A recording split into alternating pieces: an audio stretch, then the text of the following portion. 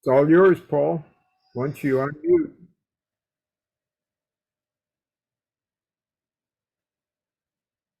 you're still muted.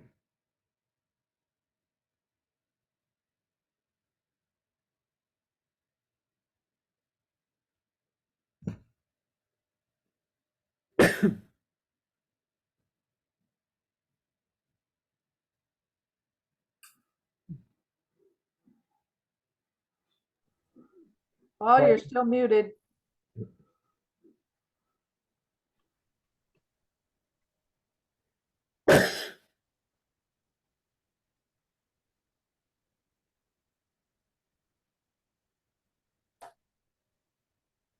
Uh-oh. There now, I had to stop the share in order to be able to get unmuted. And so we'll try again here in hopes that we can get the picture to come back. Yay, there it is. And we did. All right. Good evening, ladies and gentlemen.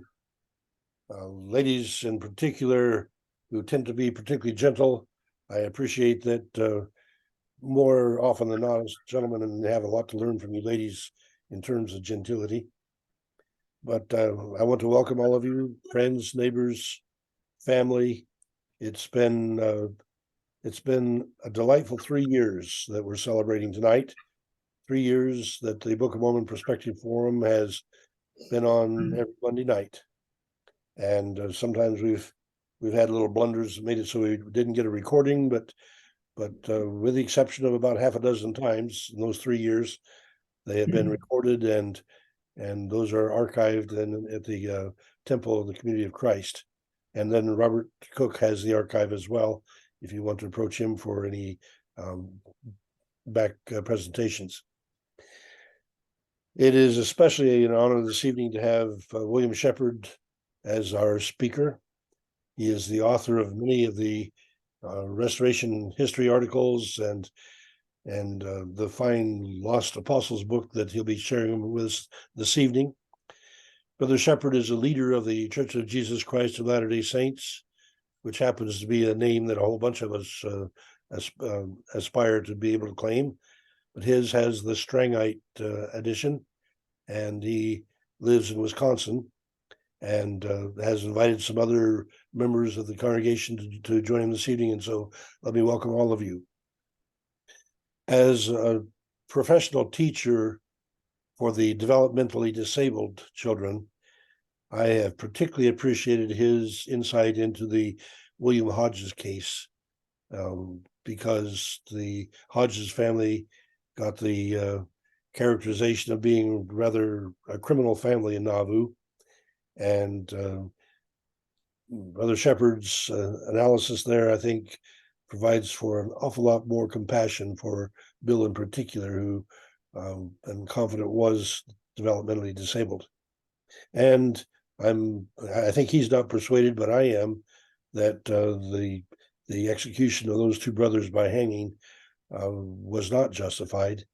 As I go back and look at the history and see that one of the other brothers was killed in Brigham Young's backyard, another was killed on the way from Carthage to Nauvoo in unknown circumstances. It became opportune for the Hodges family to be characterized as a criminal family, and so I'm suspicious that was done in part as a political gesture. Anyway, that's neither here nor there tonight. We get to deal with far more persuasive set of phenomena as we look at the apostles that were initially brought into the church, but didn't stay very long. And the fact that Brother Shepard regularly participates in the forum and provides that Strangite perspective that we need to help round out our understanding of our history, it makes it so we do welcome his presentation, for he embodies the passion of the restored gospel, calling us to speak truth to power. And I very much appreciate that. Let us pray.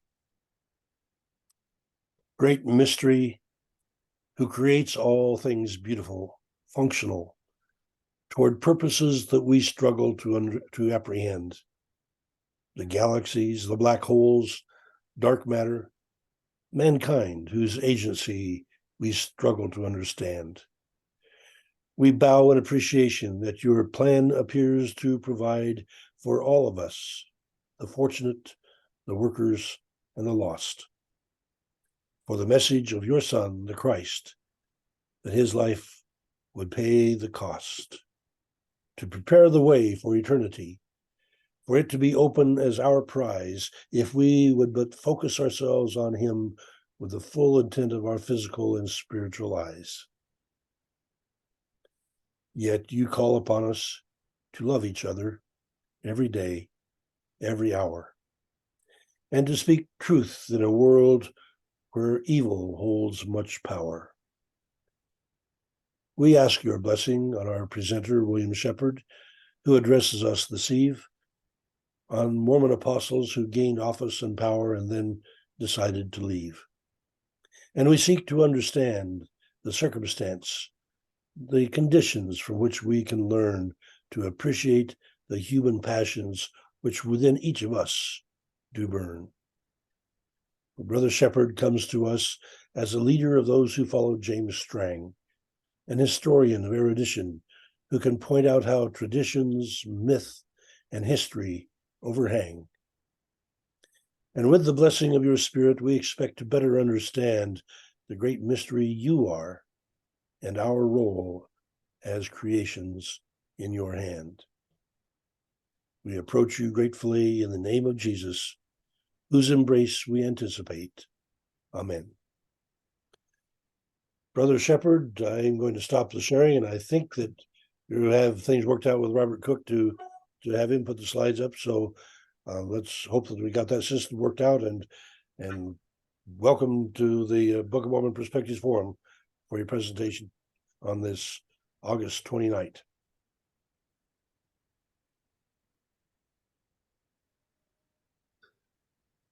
Bill, whenever you're ready, I can Yeah, put bring the it first up. one on, please.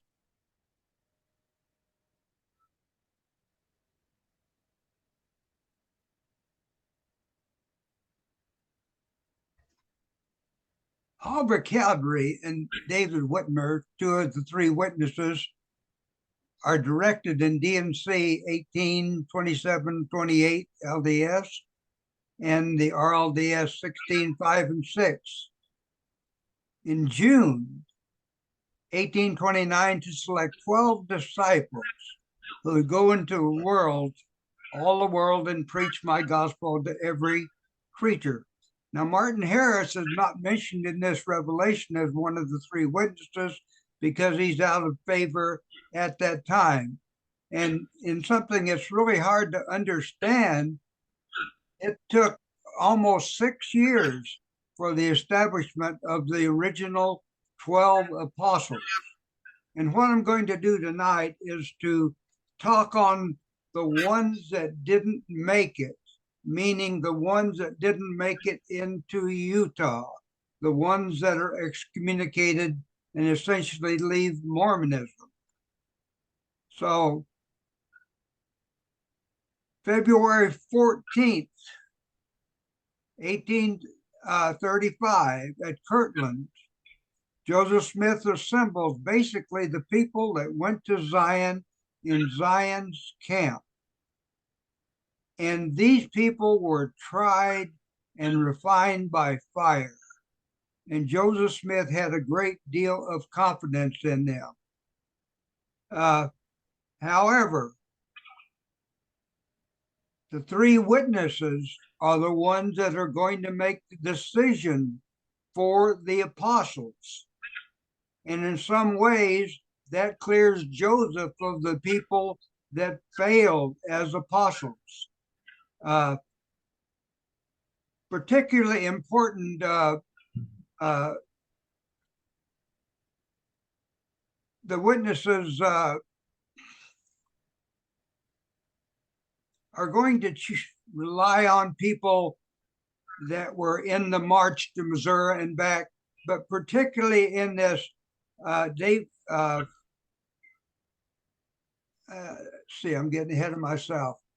So they're going to choose 9 of the 12 apostles who were veterans of the 1834 March to rescue Jackson County, Missouri. Thomas Marsh and William McClellan were in Missouri, so they weren't in the original swearing in, if you will, the ordinations. John Boynton's on a mission. It's important to know the importance of the ages, because Joseph Smith determined that the oldest apostle is going to be the head of the apostles. And even with that, it's interesting that David W. Patton was probably actually older than Thomas B. Marsh. We're going to see in this short program how fate is going to place Brigham Young in charge of the church, essentially. Thomas B. Marsh and David Patton. Patton is the older. It is turned out. The original apostles are Thomas Marsh, David Patton, who's going to be murdered in Missouri, Brigham Young, who's going to be the next president of the big church, Heber C. Kimball, who's going to be his assistant, if you will, Orson Hyde, who's going to leave the church for a year in Missouri and be rebaptized, William E. McClellan, who we'll talk about, boggles my mind with what happens with him. Parley P. Pratt is going to be murdered in Arkansas in about 1856. Luke S. Johnson is going to come back to the church after leaving in the Kirtland period. William Smith, who we had a presentation on recently, is going to be excommunicated 2 or 3 times. He's going to have his trouble with women and so forth. But yet he's going to die a member of the reorganized church.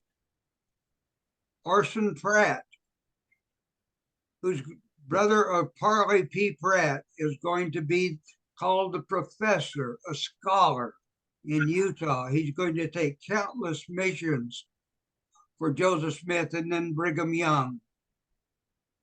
John F. Boynton, who is going to apostatize, if you will, from the church. Lyman E. Johnson also will be an apostate we'll talk about. Thomas Marsh left the church, comes back, the oldest apostle. And he's in charge of the quorum, except probably should have been David W. Patton.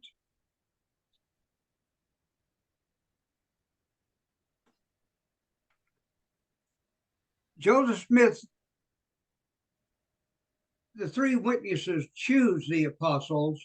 Joseph Smith meets them a few days before their ordination, and he's going to define their duties. And this is important, I think. So they are the 12 apostles who are called to the office of traveling high council, who are to preside over all the churches of the saints among the Gentiles, where there is no presidency established. And they are to travel and preach among the Gentiles until the Lord shall command them to go to the Jews. They are to hold the keys of this ministry to unlock the door of the kingdom of heaven unto all nations and preach the gospel to every creature. This is the power, authority, and virtue of their apostleship. This is 1835. In 1834, Joseph Smith establishes the High Council. The High Council are the administrative arm of the church in Zion or in the states of Zion. And as it shook out the duties of the High Council, they are told, you can't leave Zion or the states to administer. because outside of the stakes of Zion, that is the territory of the 12 apostles. The 12 apostles are told, you will not go into Zion or its stakes and try to minister. So that was a pretty hard and set rule. Due to time constraints, I'm going to look at 4 of the original apostles who did not remain with the main body of the church, which settled in Utah. William E. McClellan, William Smith, John F. Boynton, and Lyman Johnson. I'd like to stop at this time and indicate how I got interested in this. We had about 2008, the young Mormon elders came to our church. And one of them, I'd always ask if they knew certain people I knew in Utah, historians. And one of them said, we were just stationed over at Prairie du Chien, Wisconsin. That's in the western side of Wisconsin on the Mississippi River. And he said that one of the original apostles is buried there. He says his name is Lyman E. Johnson. So, of course, I beat it over to Prairie du Chien, find Lyman's grave, and was very stimulated by finding this apostle, if you will. With my friend H. Michael Marquardt, we wrote a 51-page article in the winter 2010 Journal of Mormon History. And at our next conference, we gave a paper, and the historian there by the name of Jan Shep said, why don't you write on all the apostles? So we decided not to do all the apostles, but we did all the apostles that didn't, the 7 that didn't make it out to Utah.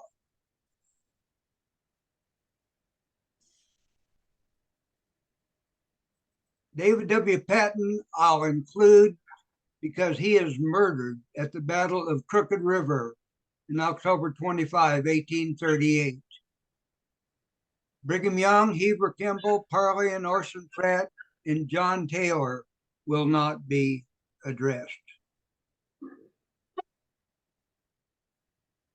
Now these are, if I can move this down.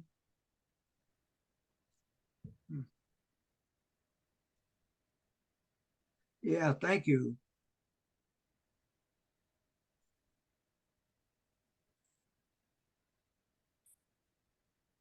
And thank you again. Thomas B. Marsh, born in Massachusetts in 1800, very diverse employment, factories and so forth. In summer of 1829, he visits Palmyra and was baptized, moves his family, 3 children, to Palmyra the next year, and then Kirtland becomes a high priest. A revelation designates him as, quote, a physician to the church. And darn if I know what that means. He wasn't a medical doctor per se. In late 1832, he moves his family 800 miles, if you will, to Missouri, to Jackson County. Ordained an apostle in 1835 and became president of that body. But again, I mentioned probably it should have been David W. Patton.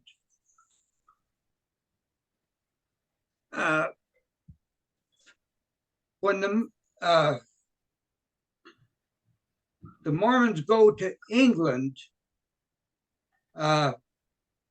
he was in Missouri, and he fully felt he was going to lead the Mormons in a triumphant mission to England.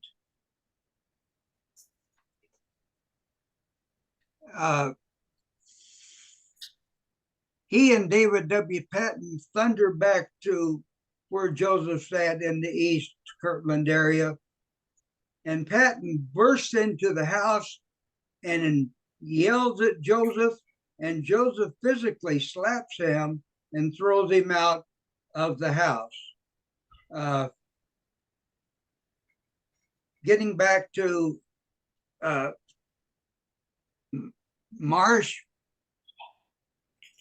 he's excommunicated in March of 1839. The reason being, in 1838, in Daviess County, Missouri, there is the war between the Mormons and the non-Mormons, of course. And Marsh determines that he doesn't like the way the Mormons are behaving with the Gentiles, and he leaves the church. He withdraws from the church. And right at that same time, David W. Patton is shot down in the Battle of Crooked River. And you see how fate places Brigham Young in charge of the church. Years later, he's going to stay away 18 years. He's going to have a stroke in 1856. They say his arm hanged down. He had trouble walking, had to have a lot of special attention. But he's deserted by his wife, but he determines he's got to go join the Mormons in Utah. He's rebaptized in 1857 at Florence, Nebraska, and somehow made his way to Utah. And he's on the stand with Brigham Young on one occasion, and Brigham Young is saying, well, Brother Marsh here doesn't think much of polygamy, but look at this broken down old man. He couldn't handle a plural wife, or so forth. So I rather resented that. Marsh is kind of farmed out to Spanish Forks, and he dies 1866, mentally and physically broken. The first leader of the 12 apostles. Next slide, please. David Patton, who probably should have been the head of the 12, born in Vermont in 1799, raised in New York, baptized June 1832. Like most people, he is ordained an elder within days of being baptized, a high priest, in this case, 3 months later. And you can't understand the greatness of somebody like David Patton and these early Mormons, meaning they would be gone on missions for months at a time. And they truly believed in going without purse or scrip. So it's very impressive, their way of life. He is ordained an apostle, one of the first 12, as will all these people be, February 15th, 1835 at Kirtland, and more missions follow. He happens to be in Far West by 1856, along with Thomas Marsh. They are in charge of that part of the church. Joseph and the rest are in Kirtland. So it's kind of a hard struggle for them. And again, they go after Joseph Smith for sending missions because they wanted to go on that first mission. Joseph sends the others. Patton, as I say here, thunders into Joseph's home, insults him, and is slapped and thrown out of the house. During the Mormon Missouri hostilities of 1838, Patton was a leader. They called him Captain Fear Not. And at the Battle of Crooked River, it came about because 3 Mormons had been kidnapped. And so the Mormons, and they said the rumors were they were going to be killed. So Captain Fear Not leaves a group of armed Mormon militia after these kidnappers. He very unwisely decides to attack a fortified position. He's shot in the stomach, and it takes him a long time to die. He had a terrible, terrible death. As they say here, shortly before dying, he told his wife to never deny the faith. Captain Fear Not. Next slide, please.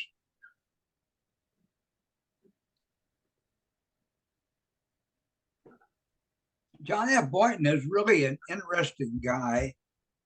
Born in Massachusetts, 1820, probably the only apostle who attended a university.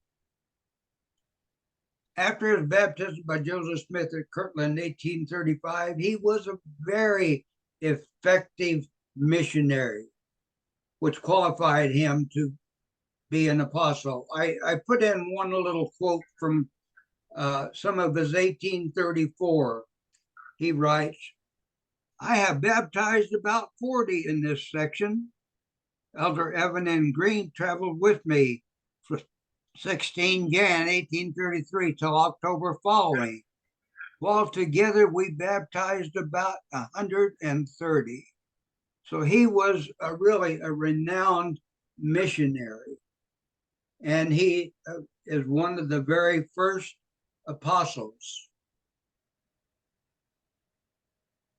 Something's going to happen with him, though. He's on a mission, and he's gone all the time in these missions. But about 1836, 1837, something's happening to the economy. And in 1837, you're going to have the banking crisis of 1837, and things are going to crash. The Mormon store, for instance, is going to crash at Kirtland. And this was a terrible, terrible time. Some of the people said that, well, Joseph Smith said that the Kirtland Temple and the store and all will stand forever. But when the crash occurred and the Kirtland money was worthless, along with hundreds and hundreds of banks, there was a great apostasy at Kirtland. And one of these people, his prime reason for leaving is going to be that.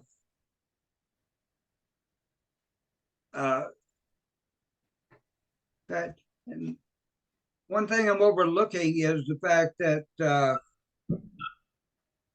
he had gone into business, borrowed a lot of money, went bankrupt, if you will.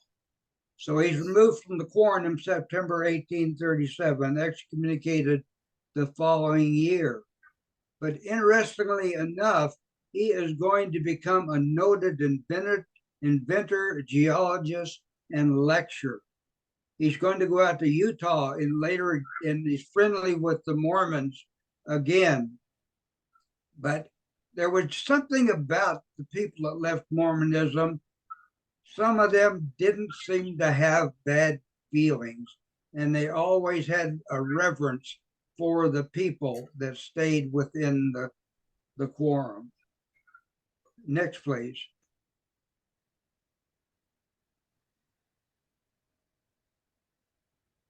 William E. McClellan.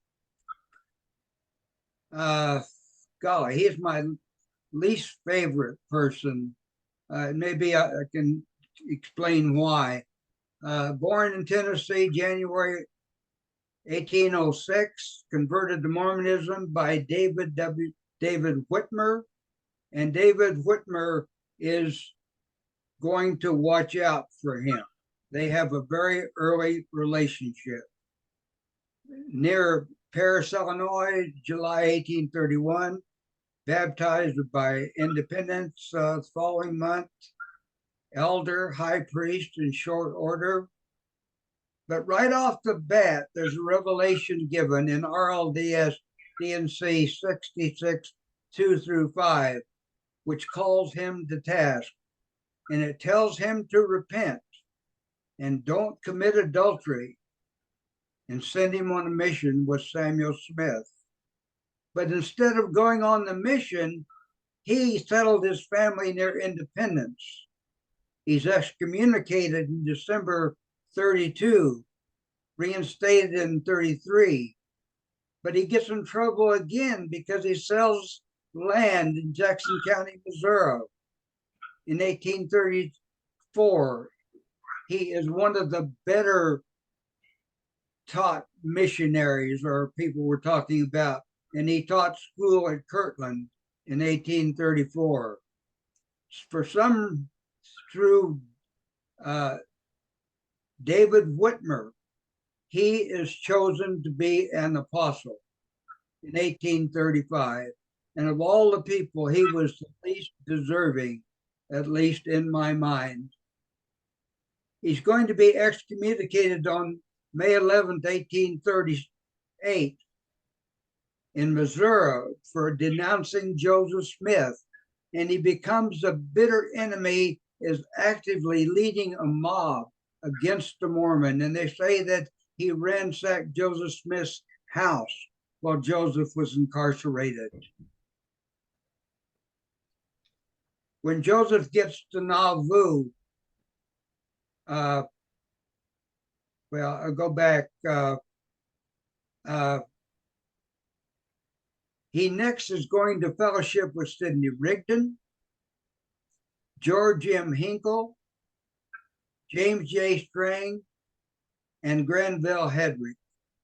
And I can tell you from his experiences with Joseph Smith, they were short and bitter. Strang writes and says, well, he wanted to be a member of the First Presidency, but we accepted him as his original apostleship, and he got in a huff and left. And that's going to happen pretty much in his lifetime. He's going to go from prophet to prophet to prophet to prophet, and establish churches and do all of this. But finally, in 1869, he's broken completely with all religious bodies, but he does die with a firm belief in the Book of Mormon. Dies in Independence, Missouri. Now, there's a great article by Richard Howard, if anybody's interested in it, about William A. McClellan, Mormonism, Sternly Petrol. And so I really recommend that. Next is Lyman E. Johnson, who is my favorite, because I got started on him, I guess, if you will. He's Joseph Smith. Remember, Joseph and Emma are living at the John Johnson home in Hiram, Ohio. And that's where Luke and Lyman and others that become key people in the early organization of the church.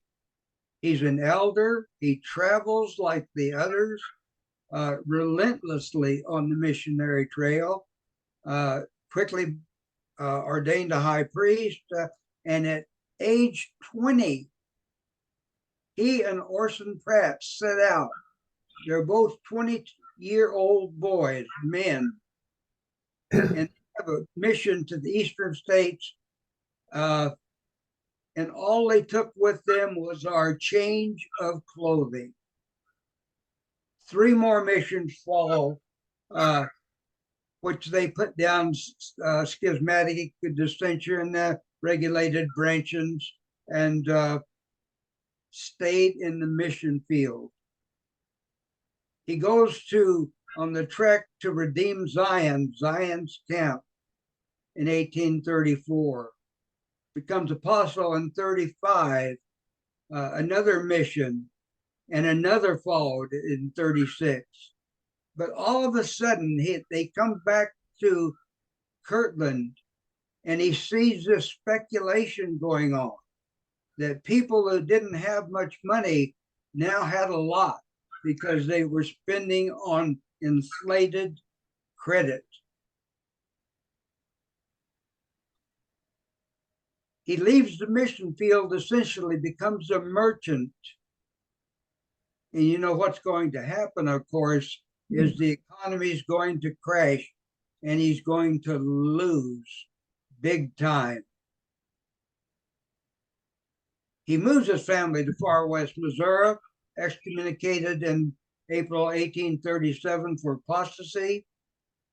But he is a sharp guy. He has many different irons in the fire, and he becomes later in life a land speculator, a lawyer. And later owned a hotel at Prairie du Chien, Wisconsin. Newspaper account shows that on December 20, 1859, he was riding his horse carriage to go downriver to another town, goes through the ice, and he's drowned in the Mississippi River. Next, please. His brother Luke Johnson, older brother, baptized in May 1831, quickly ordained as the others, not exactly sure of the time of the eldership, quick to be a high priest, and a veteran missionary within a year without purse or scrip. He's a member of the Kirtland High Council, joins Zion's camp, becomes one of the original apostles in February 1835. But he's really going to get hurt in 1837 when the economy collapses. And of course, he's going to blame this on Joseph Smith. And he says he is a fallen prophet. He didn't seem to think that he was a terribly bad guy, but that he didn't seem to hurt him, but he is really hurt. Disfellowshipped from the apostolic office, 37, and excommunicated. It's interesting that he becomes, while Joseph is still at Kirtland, he becomes a constable. And on 2 or 3 times, he's going to intervene and help Father Smith or help Joseph Smith get out of legal problems.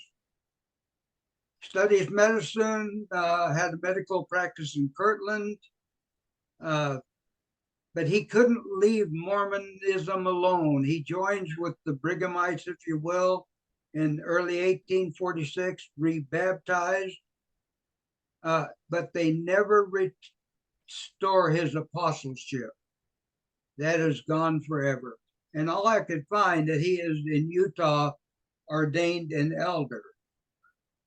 He has a really large family, settles about 50 miles from Salt Lake, becomes a rancher, and he dies at age 54, a solid member of the Brighamite Church. Now, here's William, 8th child of Joseph and Lucy, born in 1811, Vermont, active, and he did some good things in the early years. He is an active missionary. He really supports the cause of Mormonism. When it comes time for the selection for the original 12 apostles, there's 2 very primary documents that say, one by Oliver Cowdery and one by David Whitmer, which said that the 3 witnesses chose Phineas Young to be an apostle. But they say that Joseph intervened and insisted William replace Phineas, for what that's worth.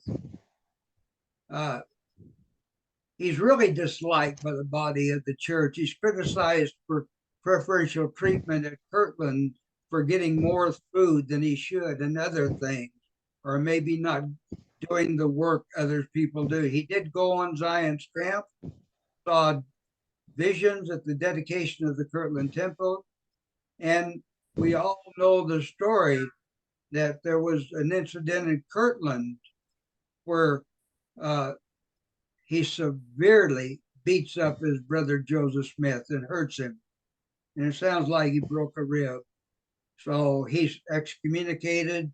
Joseph gets him reinstated in the church. At Nauvoo, he is briefly elected to the Illinois General Assembly. He leaves that to preside in the Eastern States Mission.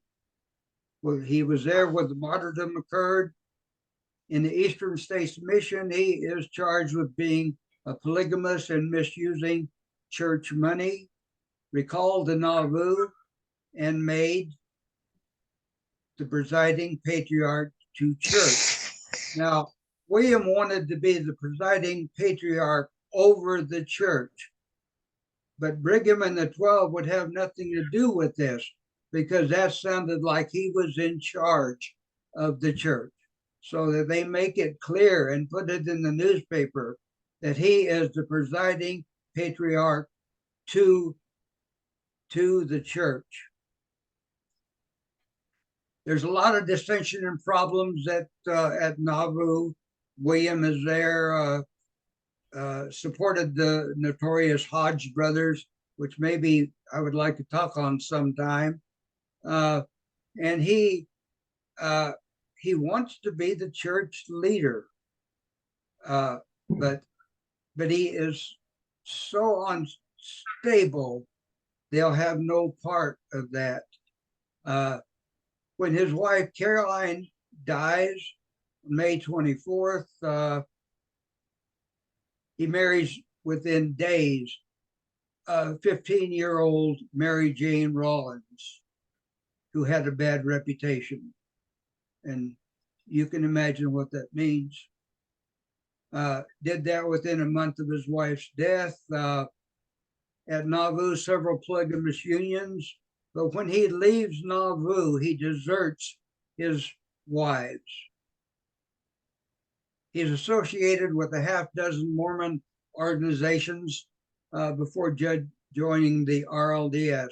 And I know a lot about his activities. He came to Voree and was here. And William had the ability to be civil and to be nice and to be trustworthy and honest, but he had that. I think that was just too hard for him. Well, here at Voree, he is, and I've seen the paperwork, but he is excommunicated for adultery. As was mentioned not in the presentation recently, he is becomes active in his old age, and I have great appreciation for young Joseph Smith because he really kept him under control, and William functioned good under his parameters. And he denies he was ever a polygamist. 82 years old, he dies in the mission, I believe in Minnesota. Paul M. Edwards, as some of you know, a great historian, related, said William B. Smith was a difficult man. Like many who feel denied power and recognition, he was probably best described as being his own worst enemy. William had the habit of saying what was on his mind, and as a very active and concerned man, he was often in the midst of controversy. Yeah. So there's the reference for Paul's work. If you ever want to follow that up. Next slide, please.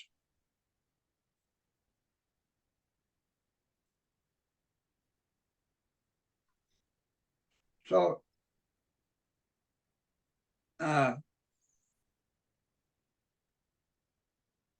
the original 12 apostles, in my impression, in the early years, performed wonderfully. But the economy really hurt them. And it is said that by 1836, it just really killed people like Lyman Johnson, Patton, and others. So they didn't have the ability to stick it out. So that's kind of an overview of some of the people that were dissenters that left the church for a variety of reasons. Now that leaves 5 we didn't look at, and I want to really give Brigham Young a lot of credit. Brigham Young, Joseph Smith said, Brigham Young was the only person who never lifted his hand against me. He was fantastically loyal to Joseph Smith. The others, most of them, were excommunicated one time and came back in and stayed with the church. But Brigham was totally loyal to Joseph Smith. So I think that's kind of an overview of people, of the original members of the original quorum of 12 apostles who left the church for a variety of reasons. Thank you. Thank you, brother. It is just an awesome amount of work that you've done to put this all together, Brother Shepard, and I really do appreciate it, and I appreciate your review this evening. I would like for you to go back, if you would please, to Father Johnson. As I recall in the book, you had some very interesting things to say about him, and to be able to share a bit more of that story. The father of 2 of these early apostles struck me as being one of the more interesting people that you talked about. He was a very noble guy, and I would say maybe more noble is Mother Smith. My goodness, what solid people they were. It is interesting that within the church, the people, Alvin, who dies early, who would have been great, I suspect, but Hiram, who is very, very loyal to his brother Joseph, and of course, Joseph Smith, and then Samuel Harrison Smith, and then Don Carlos Smith. I think great men. But then William was marched to a different banner, I guess.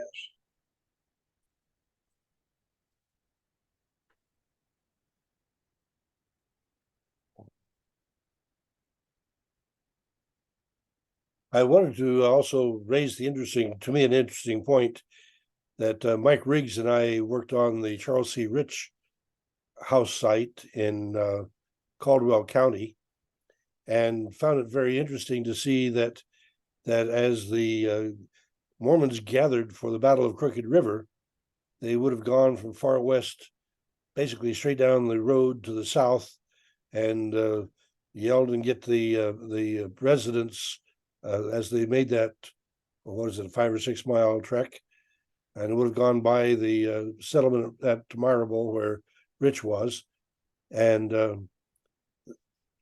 Mr. Fear Not, the Apostle Patton, was on the other side of the road east, and while we were able to identify from the vegetation where his home was, where he died, we never had an opportunity to excavate there. But the simple fact that when you begin to see the patterns of behavior, when the settlement there that had Apostle Patton on one side of the road and Charles C. Rich on the other. And these guys were working together in the Mormon battalion that went down to face the Missouri regulars at the Crooked River. And then to go back and see that's where Apostle Patton died was for me rather striking. So I'm interested that we get these tidbits of history, but to be able to put them together in the kind of passage where you can see where their tracks were is a particularly interesting factor. Again, I thank you for presenting. Let's open it up so that everyone has a chance to get in on the discussion. And we already have a hand up there with Roger Gilbert. So we'll let Deb Luz take over and try to keep us all in line. Okay, thanks, Paul. Go ahead, Roger. Thank you. Okay, Bill, thanks for a really good presentation. A couple of questions I've got for you. One is, I know a David Patton in Oklahoma and his family in Woodward, and I'm wondering if you know if the David Patton descendants went to the RLDS church, or if you have any more than after his death to know that, because I didn't never make a connection until tonight that could be the same name or just maybe a similar name. You know, I don't know. His final words, incidentally, were to his wife, "Don't deny the faith." So he was really remarkable man. Okay, well, I'm sorry. he's 100 years later than the 1840s. Would have been born in the 1940s probably, so may or may not be related, but that's just interesting. The other thing, listening to this and several that we've heard, the story of the three witnesses, it's discouraging, quite honestly, being any of us in the Restoration, to hear of all the discord in the 1830s that went on in the church. And it seems like so many, all the witnesses, so many of the apostles were out of favor, back in favor, what have you. It's discouraging to think about when it should have been a great time for the gathering and Zion and the Spirit, and we have all this discord in the 1830s. And you put forth an interesting theory. A part of it is the economy that hit in Kirtland in the 1830s. I mean, do you have other theories on that? Like, was Joseph Smith not a great leader? Was there just too much going on in the world with all the problems at Zion or independence, or just a lot of factors, obviously, but it doesn't seem like just a couple of guys were in and out of favor. It was like the majority of what you would call the major players seemed to go out of favor at one time or another. Interesting question, and Paul, I'd be interested in hearing your interpretation. Some of them taught that Joseph was a fallen prophet. So there wasn't, as you're stating, a straight line that everybody loved Joseph, because there was continual dissent against him and apostasy, and it was really a rough road, the early church. I would support that, Brother Shepard, and it seems to me that one of the key factors there were the inconsistencies that people saw in the revelations that Joseph was giving. To give the revelation that they should participate in the banking effort in Kirtland, and then have it go under, was a major factor, and that's the economic one you're talking about. But the revelation that Zion would be redeemed in September of 1836, and that one just sort of got bypassed. People began to be more and more suspicious of the things that Joseph was saying, because, well, he seemed to be making up things on the spot, and then Sometimes he was right and sometimes he wasn't. And so I can appreciate the people that were highly suspecting of the accuracy of his prophecies would be questioning whether it was desirable to stay as a supporter.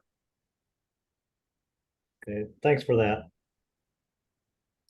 Okay, we do have, excuse me, we do have a couple remarks in the chat. Roger, you might be interested in. Trevor shared that he'd read a bio on Patton and he was childless.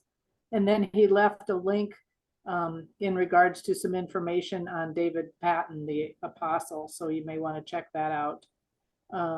Monty, you will be next. Go ahead, please.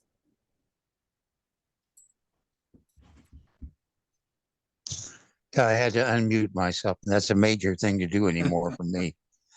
I just wanted to say, Brother Shepard, that I really appreciate all the hard work you put into chronicling this particular period of time and trying to get things sorted out for us where we can kind of understand the people in those days, and they're fleshed out in such a way that we can see them as human beings and not try to put them up on some kind of a pedestal.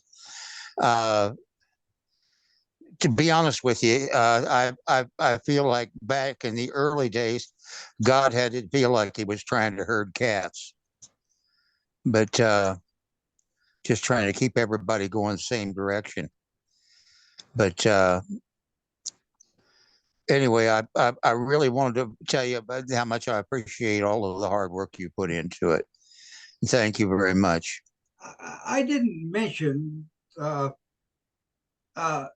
historian.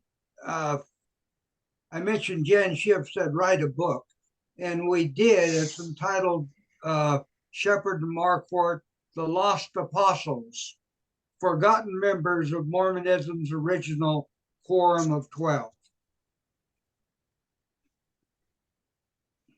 Thanks for that, Bill. We have also had a request for your email address, Bill. Are you willing to share that? Of course, BD Shep, BD Shep 1320 at Yahoo. Okay, I'll get that into the chat. Thank you. And Bruce, you're next. Go ahead, please. Sorry about Thank you. Thanks, Bill, for the great work you and Michael Marquardt did with that book, Lost Apostles. I've read it and enjoyed it very much. In 1837, Thomas Marsh and David Patton did everything they could to get rid of the existing presidency of the church in Far West in Missouri. Do you feel he had justification for doing this? Did he have authority? Was he right in trying to get rid of that presidency? I would say not really. The three witnesses, right, are who are the presidents? The ones who were there were W.W. Phelps and John Whitmer. David Whitmer was in the East. Yeah, no, I don't think so. I think it shows the dysfunction of the church. That but the poor three witnesses are, as you look at it, the three witnesses leave the church excommunicated. How many of the 12 leave the church? So there is a lot of dysfunction.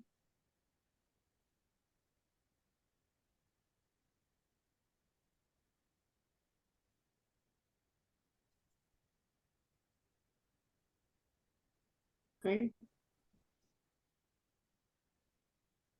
Were you done, Bruce? Yes, thank you. Thanks very much. Okay. Oh, okay, Yep. thank you. Okay. Terry, go ahead, please, and then Val. Okay, first I want to thank Monty for that comment about herding cats. I fully agree with that. One thing about all of our churches is that we all have rules now, and they've been in place for many years. In the early days of the church, that didn't exist. I mean, things were changing all the time, and the church was so new and so different than everything else that was exciting to people. But then things changed logistically or whatever, and I think that happened. twice there's been references to large dispersal anyway. It happened in Missouri. A lot of the saints never moved from Missouri to Nauvoo. A third of the saints in Nauvoo never left Nauvoo and moved to Utah. So there's, and Kirtland, had the same sort of problem. So there's been those 2, maybe 3 big times when there's been a lot of dissatisfaction and people have left the church. And so the thing about the church, it was an ongoing situation. And if you were fully committed to the prophet, you followed him. If you weren't, then, you might have gone somewhere else. So that attributes to a lot of things that went on in the early days of the church. It wasn't as smooth as none of our churches are today.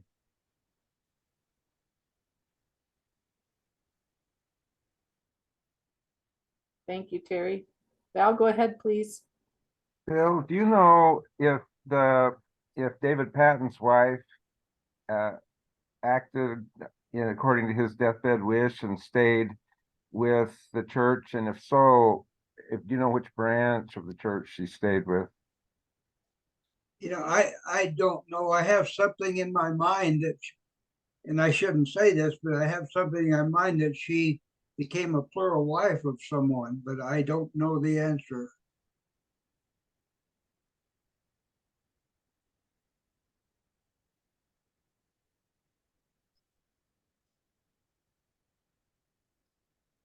It's not as, again, it's totally different than what we perceive Mormonism to be. It wasn't pretty at times. There was a lot of rebellion against Joseph, and Joseph wasn't a perfect individual, in my opinion. Brother Shepard, in your introduction, made some rather striking comments, and perhaps I'm just responding to what Terry Walker was just saying, because the professionality of the quorums of 12 of the churches that are still using the apostles, in contrast to the quorum that you're talking about in 1835, is quite striking. And we've begun to scratch the surface on why that would be. Clearly, Terry's comments that about we now have established rules that people have to follow, and so we commonly get professionals to be in the quorum, and they have to be long-term, well-established people in the bureaucracy. And so, rather curious to me, though, that here you had one person with a university background, and more than that, actually, you have doctors and lawyers, and so you do have some professional people that dropped out of the quorum in 1835 or after. But help us out with that contrast, if you would, please. What else helps to explain the difference between quorum of 12s as we see them today and the way they were in the early church? You go back to the intent. Well, I start with the high. There's a high council in Zion, an important ruling body, and you have the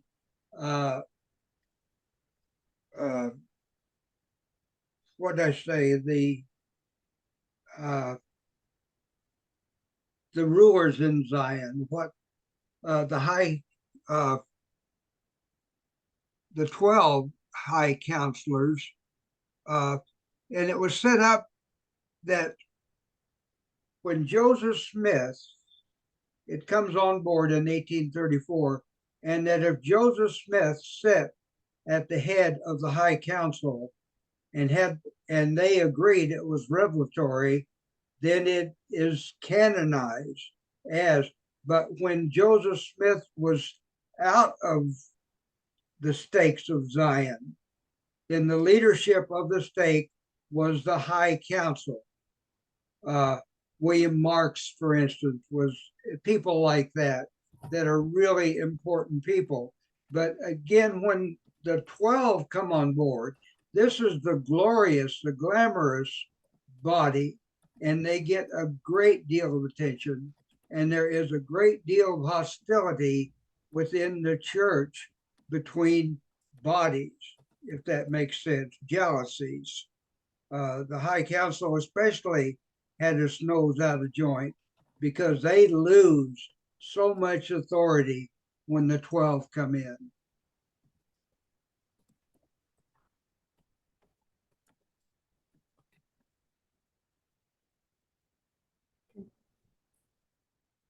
Were you finished, Paul? I think. He must be muted. Okay. Chris, go ahead. Hey, thanks very much. Good to see everyone tonight. Bill, thank you so much for your presentation. We've never had a chance to meet except virtually, but I feel like I know you very well, having read your fine book, and it's quite marked up. So I wanted to thank you for such fine work and to get to meet you. And I wanted to tell you how much you offended me about your comments on McClellan as the only apostle from Tennessee. I take it to heart when he is lampooned like that. So I'm playing with you. I did have a question about how you make sense of folk like McClellan, who clearly have a sense of call and love for the tradition and apparently for the Book of Mormon, right? Right. And he goes through all of these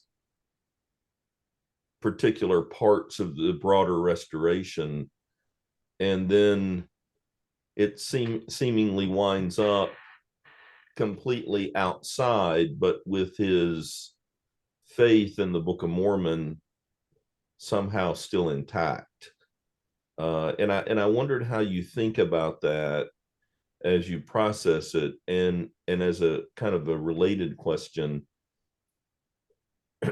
is he just sort of a blip on the radar screen, or are there numbers of folk who become disaffected from one part of the movement or the other that retain this belief in the Book of Mormon? I think there's a lot of people that if they make it through the Joseph Smith period and they don't make it through the Sprang period or one of the other periods that are going to, the only thing that they're like Johnny Page wrote an article on him one time, and he goes through this whole gamut like McClellan, and when he dies, he believes he's discarded everything but the belief in the Book of Mormon. So I think that was fairly common. That I think there's a spiritualness to the Book of Mormon that people felt, and it made such a hole in their body that you couldn't get rid of that, but you can get rid of people. And I think it had a lot to do with that. And you look at the various revelations and various laws that are interpreted differently. You see the 12 apostles assume power. And so it's really on fire, the spirituality that brothers and sisters is so common to say, Brother Smith, I love you one day, and the next day, Brother Smith is the worst apostate in the world. And that was vicious at that time. Does that make any sense? Yeah, thanks for that. I as far as we can tell, one of the earliest references to Mormonism within Pentecostal literature was from a writer in a journal called the Pentecostal Holiness Advocate. No, I'm sorry. I think it was a Bridegroom's Messenger. This would be 1900s, maybe 1911 or 12. And it's a kind of question and answer. And the guy who's responding, the question was, why don't you ever talk about Mormons talking in tongues?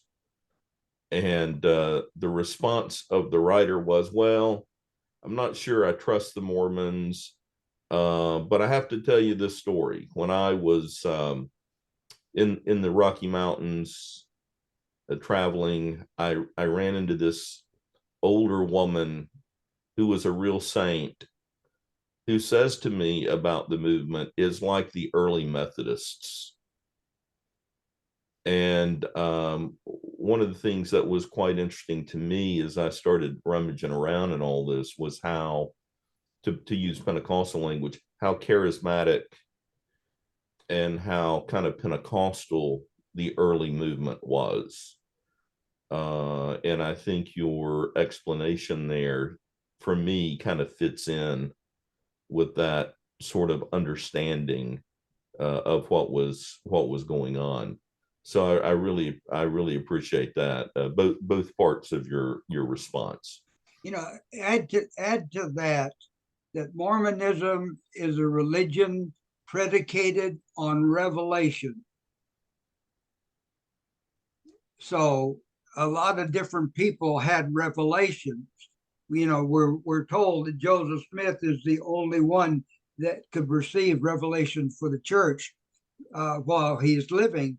But that didn't stop many people from having revelations. So that didn't help things.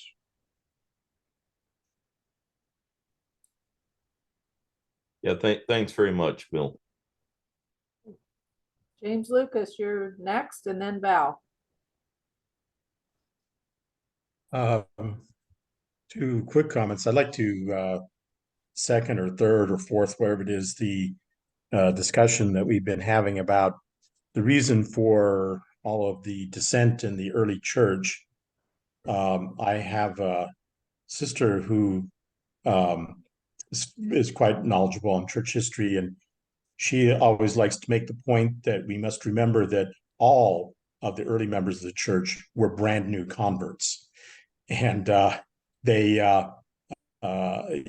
so they didn't bring to the church a lifetime of familiarity with the traditions, and they didn't have family traditions of growing up in whatever restoration movement they were in. And this is following up on Paul's point, whereas in the modern, at least the established restoration churches, most of the people who are apostles are people who've grown up in the movement and have a substantial, family and educational and a cultural background, as well as a faith background in the movements. And that, of course, is, I think, important factor in the, much greater stability of the modern restoration churches as compared to the earliest church in the 1830s. But that's just a side point. The question I'd like to ask Bill, first of all, excellent presentation.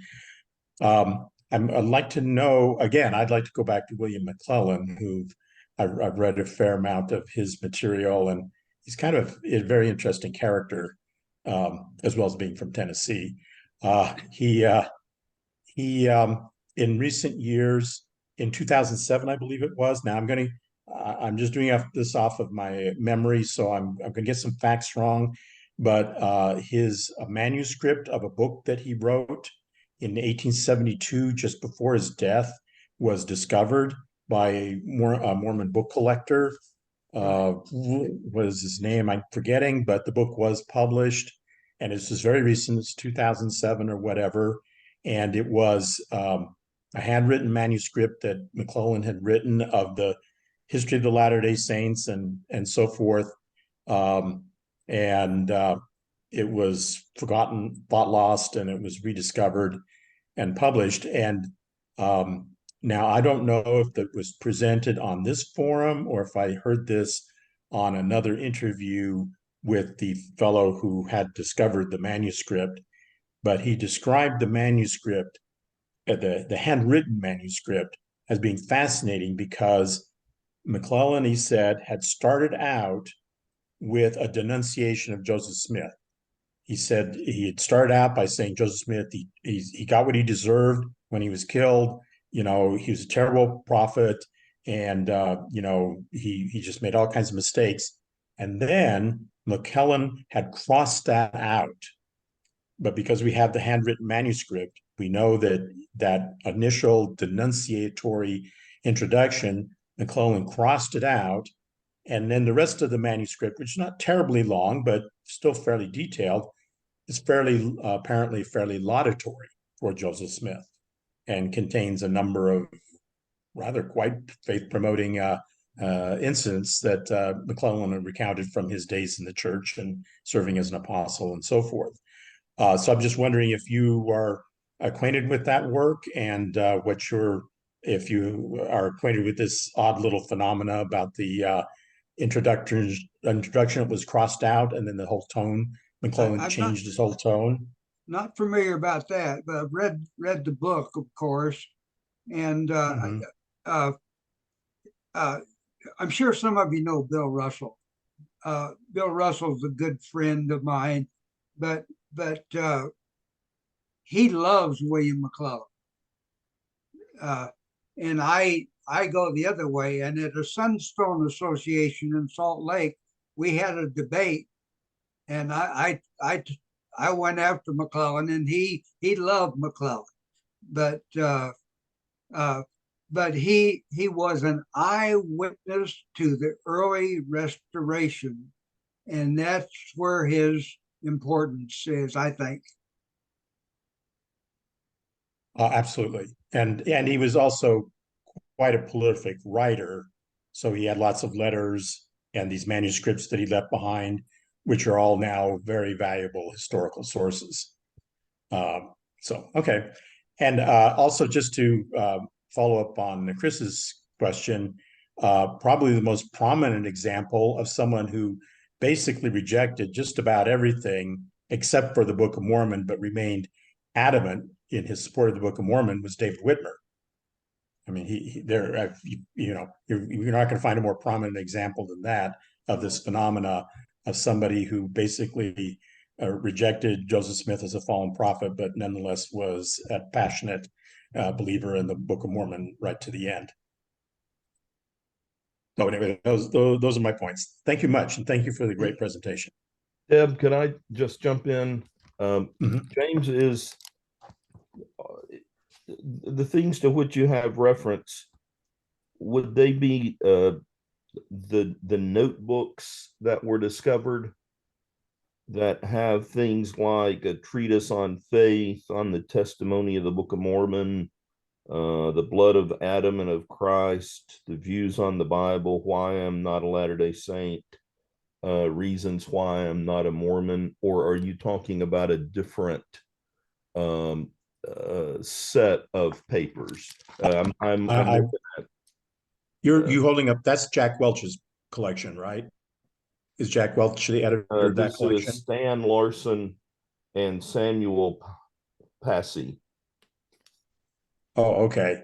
No, this is a book that was, and I am blanking, I should remember, he's fairly well known, a book collector discovered this in 2007, and it was published in a relatively limited edition, but it was published, and it's a different, the book that you had there, I think it's a collection of lots of different things. It's kind of a miscellany, although it's quite a substantial volume because McClellan was quite prolific. But no, this is a different book. And I am really embarrassed that I'm not remembering the name of the collector who discovered it, because he's rather, not an unknown person. I don't know if Rick Bennett is still on. Maybe he would remember what the guy's name is. It wasn't Mark Hoffman by any chance, was it? No. This is in 2007. All I remember is that the publisher was a little obscure Utah publishing house called Eborn, Eborn. But in any event, no, that's a different volume than the one that you're describing. And as I say, it had very limited print run, so it's a little bit rare. I mean, I to read it, there's no copies really available now, and it's just in a few libraries. To read it, I had to go to the special collections library at BYU. I think there's a copy at the church history library. Even the public library doesn't have a copy here in Salt Lake. So, and again, if I could remember the name of the collector who discovered it, it might ring a lot of bells, but I'm blanking right now. Okay, unless anybody has other questions, I'll pass the torch. Okay. All right, thanks, James. Val, go ahead, please. Bill, you mentioned that there was a kind of tension and different power centers in the church, early church. So you had the High Council in Nauvoo, which was kind of at the central place, and then the Quorum of 12, which was out traveling. And when the church split apart, I'm wondering if you have any thoughts about who went with each group and why. So James Strang had a lot of the characteristics that Joseph had shown with books and revelations and so forth. I think Brigham Young and the apostles that went west had done a lot of missionary work in Europe, and maybe my impression is that maybe a lot of their converts from over there followed them. Did the High Council in Nauvoo, I think a lot of that ended up in the reorganized church, didn't it? I think so. There were four bodies. There was your 12, your 70s, your high priest quorum, and what am I missing? There was another one. And they were, as I understand it, they were all equal in jurisdiction. But the other one would be probably the First Presidency, right? Well, no, there was four in the lower rung. Okay. High priest quorum. Because Sidney Rigdon also had a claim there initially as having been in the presidency. But as I look at it, of course, the prophet Joseph Smith, prophet, seer, revelator, and translator, whose degree of priesthood is sole. As I look at it, the next that would be the viceroys, or Hiram Smith, or what later William Marks, I believe, or so forth like this. But under that, you had your 12, your 70s, your high priest quorum, and what else? I'm blanking on the other one. But while Joseph was alive, there was no question that he was in charge. The 12 go back and they say that I remember the time there that Joseph Smith gave us equal power and authority with him. He made us our equal and so forth. But I haven't found proof to that. There's a lot of claims, and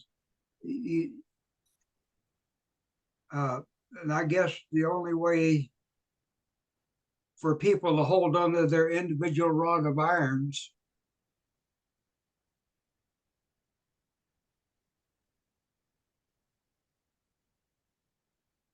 Paul? Okay. Can I just say I put the link to that William McClellan volume in the chat. I very much appreciate the discussion. You guys are doing a good job of highlighting some very interesting points. Another one that I'd like to pursue a little bit, Brother Shepard, if you would. Joseph III, as successor to his father, had to deal with the Gurley and Briggs in his Quorum of 12. Perhaps that's not a fair contrast or comparison, but it strikes me as being an interesting one. I wonder if you have some insight on that as it compares to the handling of the discontent that Joseph Jr. faced compared to what Joseph III faced. See, in my mind, I think Joseph Smith III did a remarkable job keeping the threads together and making them a pretty cohesive whole. Gurley, Marks, Briggs, Hiram P. Brown, all of these strong people. But he was, in my mind, able to control them and control William Smith. For what that's worth. Well, you made the earlier comment, or someone made the earlier comment about the people doing revelations, and we look back at the revelations that gave rise to the new organization, and these are coming from common, ordinary elders. It's rather remarkable to me that this issue of who has the right to express the voice of God has been such an interesting phenomenon in our history. Henry, what was Henry's last name? Henry Deem had the revelation that started the new organization. H. Deem. Right. Okay, well, and let me pursue the matter in the modern day too, or at least in my lifetime. I was very fond, and still am, of Charles Neff.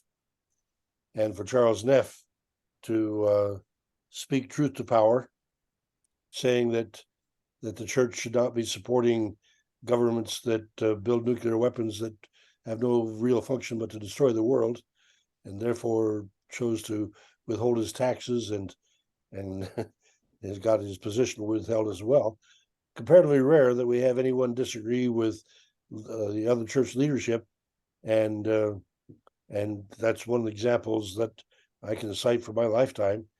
But by and large, it appears to me that you're right, that we have a bunch of bureaucracy compliant apostles. Any others that have disagreed with leadership in the modern world?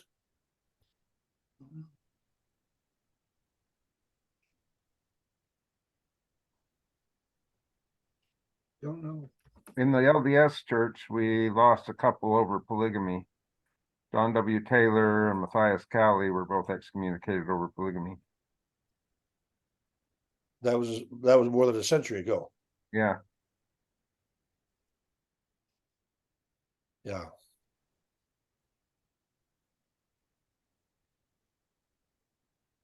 But I've also seen that we've had elders who've gone to independence to straighten things out because they had a revelation, and clearly straightening things out has put them outside the church before very long.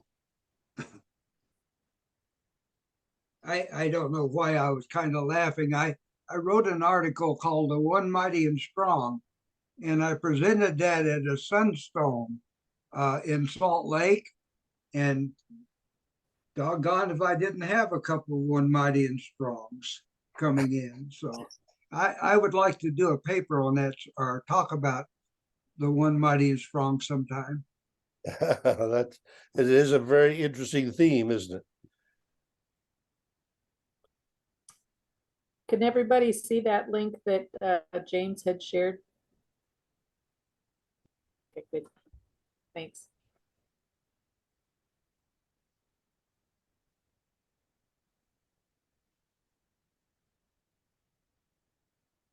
We only see the last of the chats, and so if there's anything earlier in the chats that needs to be called to our attention, Deb, I don't know how to go back and see anything earlier than the one you just posted. Yeah, you can scroll back up, or at least I can. Trevor had shared some interesting information about McClellan's wife and whatnot. Shared a couple different links in that as well. David W. Patton. Oh, sorry. No worries.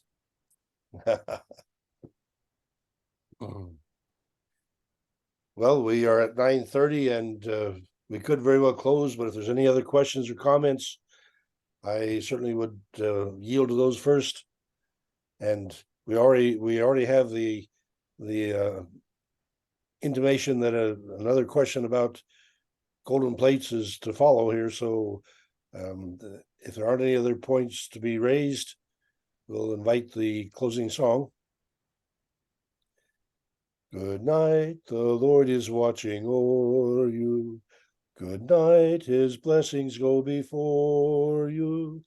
Good night, and we'll be praying for you. So good night, may God bless you.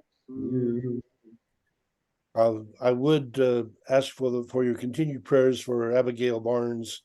She has been moved from Methodist Hospital to Madonna in Lincoln, Nebraska for special care. To she's getting, I think, 4 or 5 hours of therapy today, trying to help get the brain